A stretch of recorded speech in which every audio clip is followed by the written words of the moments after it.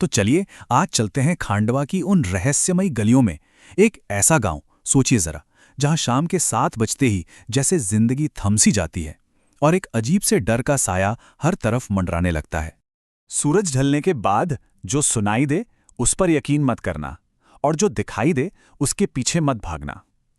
ये सिर्फ कोई कहावत नहीं है, बल्कि खांडवा का वो नियम है जिस पर गांव के हर एक इंसान की जिंदगी टिकी हुई है। यही चेतावनी उस अनकहे डर की नींव है जो पूरे गांव पर, आप कह सकते हैं, हावी है। तो कहानी की शुरुआत होती है एक बड़ी ही खौफनाक रस्म से, एक ऐसी दिनचर्या से जो हर शाम बिना चूके गांव के हर घर में दोहराई जाती है।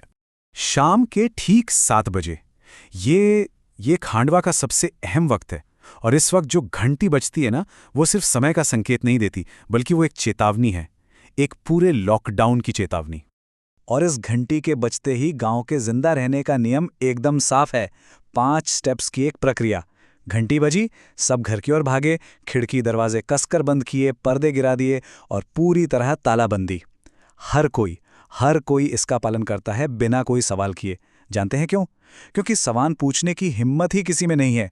लेकिन कहते हैं ना, हर नियम टूटने के लिए ही बनता है, और ये नियम भी टूटता है हमारे कहानी के मुख्य पात्र देव के लिए, उस एक रात जब कुछ बहुत ही अनहोनी होती है।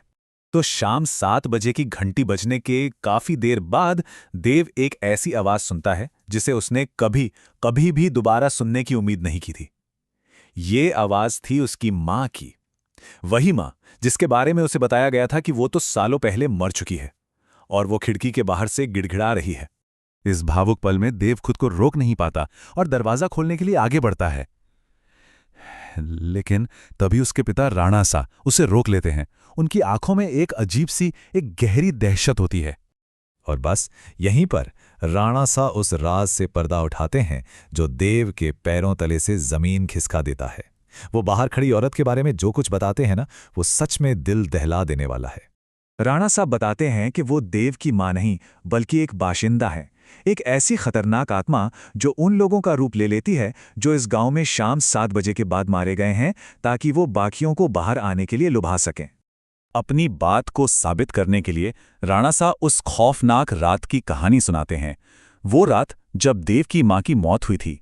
वो बताते हैं कि कैसे वो दोनों गांव देर से लौटे थे, कैसे झाड़ियों में छुपे थे, और कैसे देव की मां एक रोते हुए बच्चे की आवाज सुनकर बाहर निकल गईं और बाशिंदों ने उन्हें घेर कर मार डाला। और राणा सा वो खुद एक पुरानी वीरान बस में छिपकर किसी तरह अपनी जान बचा पाए।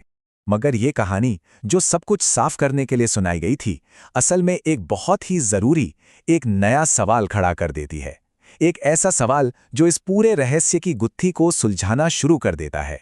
और शक का ये बीज बोता है बब्बन नाम का एक गांव वाला।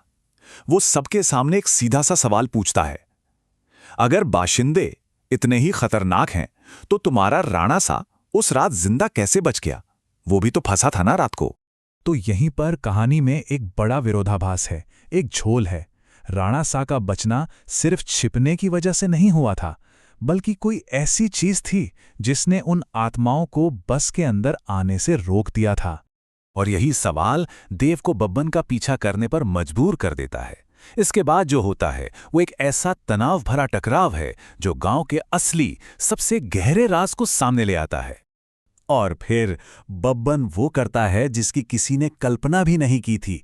वो देव की मां के रूप में आए बाशिंदे के लिए अपना दरवाजा खोलने की हिम्मत करता है, खांडवा के बरसों पुराने खौफ को सीधे सीधे चुनौती देते हुए। और यही कहानी का सबसे बड़ा रहस्य सामने आता है। दरवाजा खुला है, लेकिन वो आत्मा सिर्फ दहलीज पर खड़ी है, अंदर आने की बजाय बाहर मिलने के लिए गिड़गिड़ा रही है। वो दहलीज पार नहीं कर पा रही है। क्यों? तभी बब्बन इस राज से पर्दा उठाता है। एक चीज जो उस रात उस बस के अंदर थी जिसने राणा सा को बचाया था, और वही चीज अब बब्बन के दरवाजे पर लटकी है, एक रुद्राक्ष की माला। और यही इस कहानी का असली सच है। अनुमति यानी इजाजत। ये आत्माएं तब तक शक्तिहीन हैं, बेबस हैं, जब तक कि कोई इंसान धोखे में आकर उन्हें अनुमति ना दे दे या रुद्राक्ष की सुरक्षा घेरे से बाहर ना आ जाए। उनकी ताकत हमारी इजाजत पर टिकी है। तो ये कहानी हमें एक बहुत ही गहरे सवाल के साथ छोड़ जाती है। क्या खांडवा का ये डर सिर्फ एक वहम है, या फिर एक ऐसी सच्चाई है जो बस हमारी अनुमति का, हमारी एक गलती का इंतजार कर रही है? शायद खांडवा में असली खतरा वो नहीं है जो दरवाजे के बाहर है, बल्कि वो कमजोरी और धोखा है जो उसे अंदर आने का न्योता दे सकता है।